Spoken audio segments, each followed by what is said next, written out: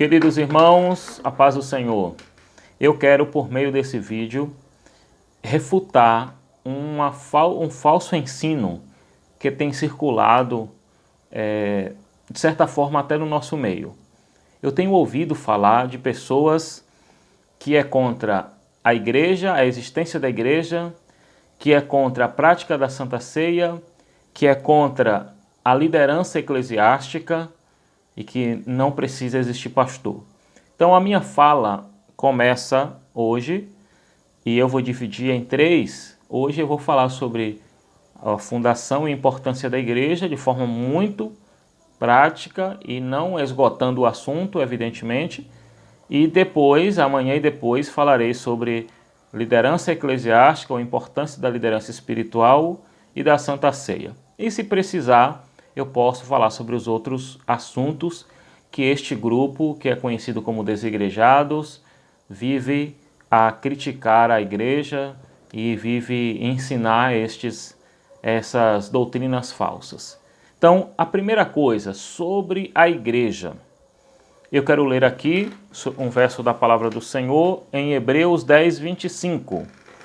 Não deixando a nossa congregação, como é costume de alguns, antes admoestando-nos uns aos outros, e tanto mais quando vedes que vai se aproximando aquele dia. Meus irmãos, eu fico sem entender o que passa na cabeça de uma pessoa que é contra a igreja, contra a existência da igreja.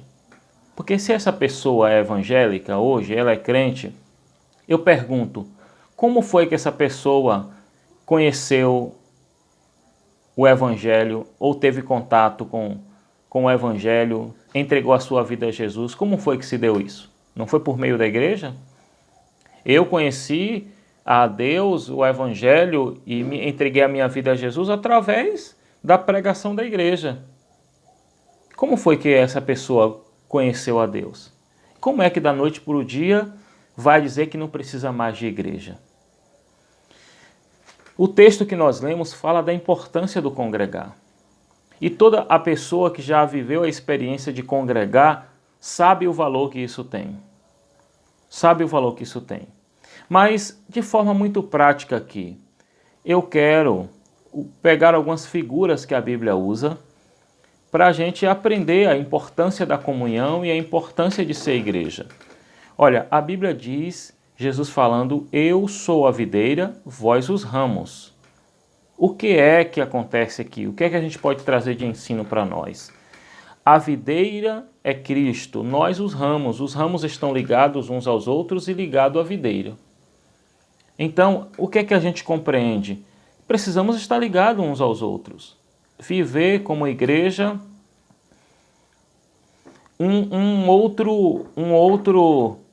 Uma outra figura que a Bíblia usa é a figura do rebanho. Que nós somos, Jesus é o bom pastor e nós somos as ovelhas do seu pasto. E a gente compreende que uma ovelha, quando ela se desgarra do rebanho, ela torna-se presa fácil para os seus predadores. Então daí a necessidade das ovelhas estarem juntas e de ter um pastor que a proteja, que livre e que conduza. Uma outra figura é a figura do corpo de Cristo. A igreja é o corpo místico de Cristo.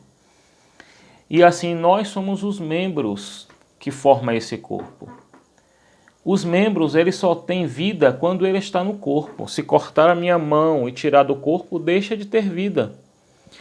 E só tem funcionalidade estando no corpo. Daí a necessidade de estar na igreja. Então, essa ideia de que eu não preciso congregar, que eu não preciso fazer parte de nenhuma igreja, não é coerente com a palavra de Deus. Nós estamos agora num período de pandemia, é evidente que algumas igrejas estão fechadas, não está podendo cultuar no templo, mas nós compreendemos a importância disso. Então, essa é uma boa reflexão. Agora, o que O que passa na cabeça de uma pessoa que opta por não ter uma igreja, por não fazer parte de uma igreja?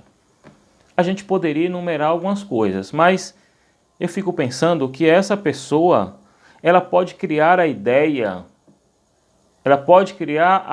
de que ela é autossuficiente. Nós não somos autossuficientes, nós precisamos uns dos outros, da comunhão, de ser ministrado, de ser pastoreado, de ser cuidado, de desenvolver os nossos talentos, de trabalhar para o reino de Deus, e isso acontece por meio da igreja, fazendo parte de uma igreja.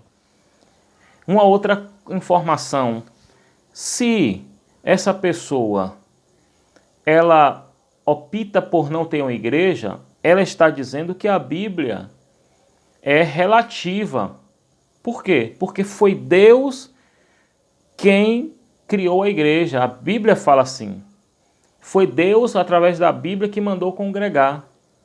Como Deus estabelece a igreja, a Bíblia relata, a Bíblia manda congregar e eu vou dizer que não precisa congregar. Então, meus irmãos, a gente precisa compreender que essas doutrinas são falsas, são falsos ensinos. Então, redobre o seu cuidado, esteja vigilante e não deixe a sua congregação como está relatado na palavra de Deus, tá bom? Que Deus abençoe grandemente a sua vida, a sua família. Amanhã eu retorno com a sequência desse pensamento, refutando este falso ensino, porque isso não vem de Deus. A ideia que é contra a igreja, que é contra a Santa Ceia, que é contra a liderança espiritual, tá bom? Forte abraço, até a próxima, se Deus permitir.